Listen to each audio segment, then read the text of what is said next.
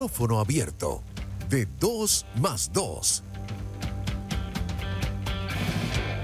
Bueno, y nuevamente se va a realizar el evento conocido como Acelera UCAP y Talban en su 6ª edición, que tiene que ver con las nuevas tendencias del emprendimiento en Venezuela en el año 2024. Y para hablarnos sobre eso tenemos como entrevistada a Luz Aymara Morales, es profesora, economista, forma parte del directorio del Centro de Innovación y Emprendimiento de la Universidad Católica Andrés Bello y coordinadora de la Acelera UCAP y Talban. Luz Aymara, bienvenida nuevamente a 2 más 2. Estás con Ginette González, quien se encuentra en la ciudad de Bogotá, conmigo Andrés Rojas, aquí en Caracas en estudio. Y te pregunto, antes de hablar del evento, ¿qué estás percibiendo tú de lo que está ocurriendo con el emprendimiento en Venezuela en este mes, en este año 2024? Bueno, primero saludarlos, Andrés y Ginette, y agradecerles por el espacio para conversar sobre este programa, que de verdad estamos muy contentos y satisfechos con los resultados que está dando. Bueno, fíjate, a nivel de entorno, tenemos el estudio recién que hicimos del Monitor Global de Emprendimiento, que tenía más de 10 años que no se hacía, y finalmente en el 2022, gracias a una alianza entre el IESA y la UCAP, se llevó adelante con financiamiento de ECAF, ICA y Mercantil, y pudimos tener allí datos actualizados, ¿no? Que teníamos rato que no teníamos. Pudimos ver que la principal motivación del emprendedor es la necesidad. Lamentablemente, muchas veces cuando se pregunta al emprendedor por qué emprende, tienes temas más motivacionales como generar un impacto positivo en la sociedad, generar innovación, mejorar la calidad de vida, y acá pues era como una expectativa mucho más aterrizada, ¿no? Menos idealista. Era un tema de, oye, los trabajos actuales no están logrando generar la calidad de vida que espero, y definitivamente tengo que buscar pues otros mecanismos. En ese mismo estudio se contemplaba 2 partes. Había una encuesta a hogares, que casi 2.200 hogares fueron entrevistados aprovechando la plataforma de Encobe, y asimismo se hicieron encuestas a expertos vinculados al ecosistema emprendedor. Un total de cerca de 40 expertos estuvieron allí aportando pues lo que era su visión en relación al ecosistema, y de los 13 tópicos que se consideran vitales para tener un buen ecosistema para el emprendimiento, pues nos encontramos con los más bajos evaluados. Era todo lo que tenía que ver con políticas gubernamentales, ¿sí? Pues todo lo que tenía que ver con criterios de prioridad, de apoyo que surgían desde el Estado, y en general todo lo que tiene que ver con burocracia, impuestos, en fin. Entonces, ciertamente vemos que el Estado actualmente está haciendo algunos esfuerzos. Está todo este programa de Emprender Juntos, están estas instituciones que están buscando también facilitar los procesos, pero cuando hablas con el emprendedor todavía sigue siendo como unas aguas poco claras, ¿no? No están muy claros los procedimientos, qué implica registrarme, formalizar, cómo se relacionan unas instituciones con otras. De hecho, hemos realizado algunas mesas de trabajo en donde se plantea, oye, ¿por qué no tener una taquilla única, de manera de hacer toda la diligencia ante una sola dependencia y no caer en estas confusiones de que en un sitio te dan una información y en otro sitio te dicen todo lo contrario? Entonces, creo que ahorita, si hablamos de ecosistema, pues creo que el emprendedor es un emprendedor que está muy dispuesto, muy ganado. Nosotros veíamos que teníamos unas tasas de actividad temprana de emprendimiento altas. O sea que el emprendedor, bueno, también tenía una compañera que decía, tenemos un gimnasio gerencial, ¿no? Todo el tema del manejo de la incertidumbre, adaptación, flexibilidad, capacidad de respuesta.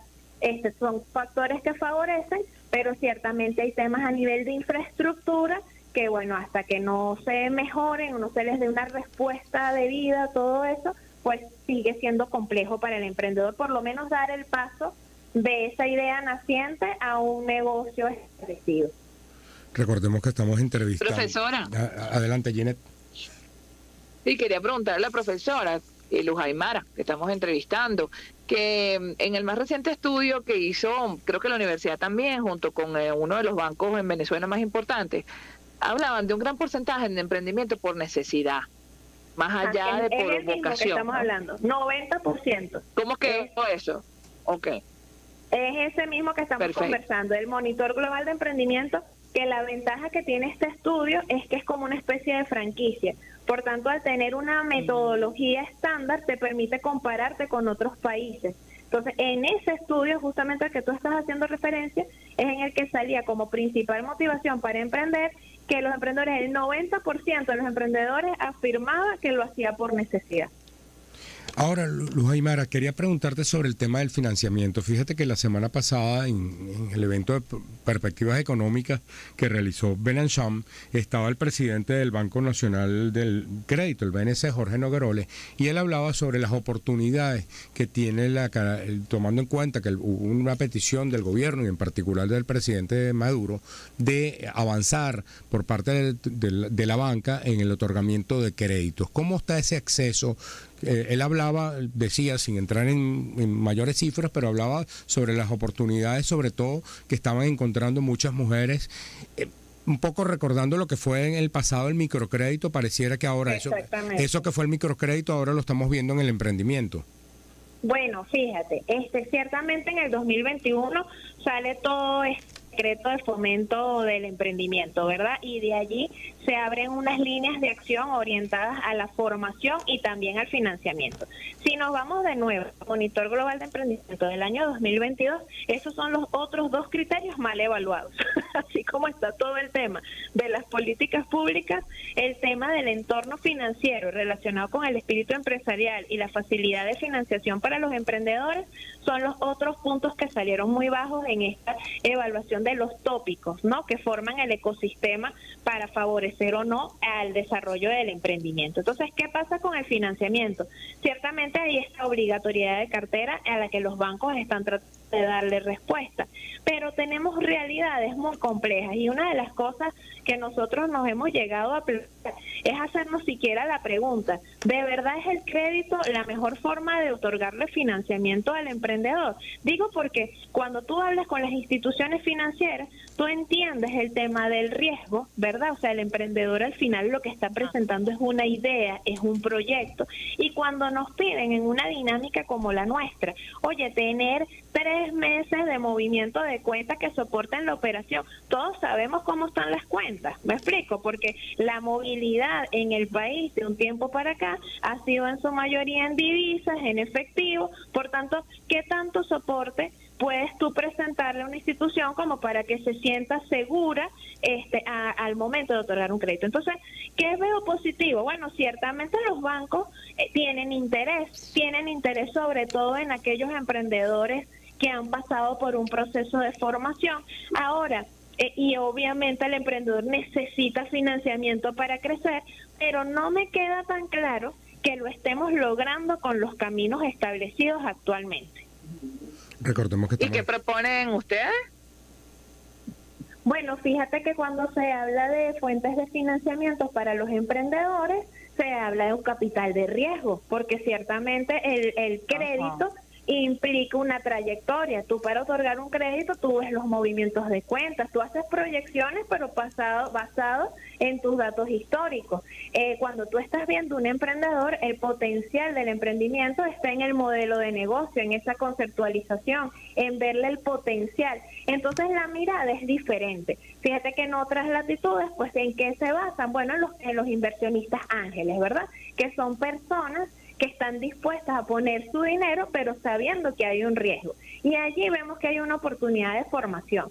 Tal vez, ojo, pensando opciones, no digo que la banca no lo sea, simplemente que entendiendo un poco la realidad de que hay que mitigar riesgo y la característica propia del emprendedor es riesgo, entonces, bueno, tal vez lo que nos está faltando es formarnos como inversionistas, porque tenemos mucha cultura de crédito, más no necesariamente cultura de inversión. Entonces, yo creo que es un tema muy interesante, que lo importante es saber que es una necesidad. Tenemos que trabajar en que hayan oportunidades reales de financiamiento para el emprendedor, pero esto implica también abrir la mirada a ver qué otras oportunidades de productos, de servicios pueden entrar en juego que no necesariamente son los que tradicionalmente hemos manejado.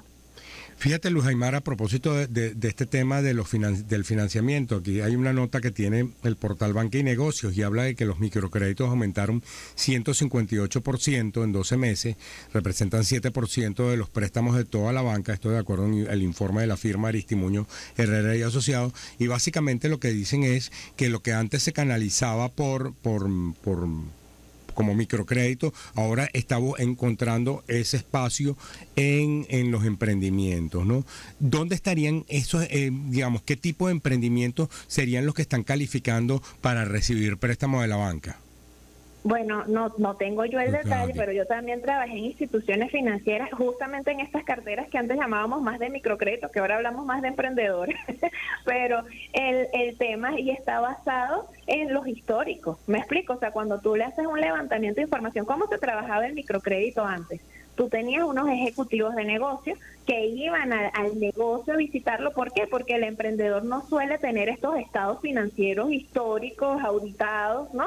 Sino que tiene su cuadernito con sus notas de qué han sido sus ventas y cuáles son sus gastos. Entonces, el microcrédito se basaba en el ejecutivo. El ejecutivo de negocio era la garantía para ese crédito, porque ese ejecutivo salía, iba al lugar, visitaba el local, entrevistaba al emprendedor, entrevistaba a las personas que estaban cerca, y a partir de allí, con toda la información que él recolectaba, es que se podía hacer un análisis de lo que era su capacidad de pago. Y recuerdo que en ese entonces, yo trabajé en bancarización entre 2011 y 2015, las tasas eran de las más altas, porque es que el microcrédito, por su naturaleza, era un crédito más costoso, porque se asumía que era de riesgo, aun cuando, si revisas la data, los microempresarios son los que mejor pagan, porque valoran muchísimo el acceso al financiamiento, porque su plan B es el prestamista, ¿de acuerdo? Entonces, yo creo que es un tema en el que tenemos que trabajar, en el que tenemos que revisar opciones para atender al que de verdad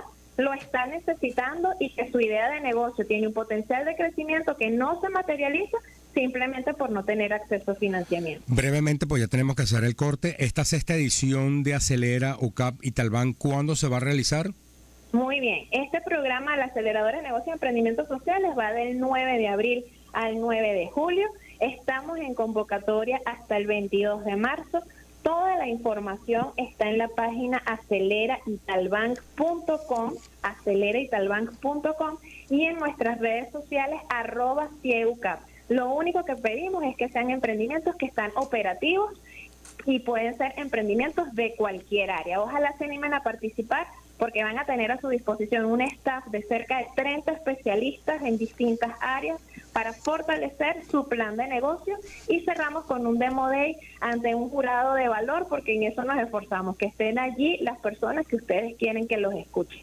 Bueno, muchísimas gracias a Luz Aymara Morales, profesora economista y directora del Centro de Innovación y Emprendimiento de la Universidad Católica, a propósito de este evento en la sexta edición de la Acelera UCAP y Talban. Última hora, el Observatorio Venezolano de Finanzas da un dato histórico. Por primera vez en muchos años se registra una deflación en la tasa de inflación mensual, una caída de menos 0,5%, la inflación interanual, es decir, la que va de febrero del año pasado a febrero de este año, en 85%, y la inflación acumulada en los 2 primeros meses del año 2024, 3,7%. Bueno, de esta manera cerramos esta nueva edición de 2 más 2.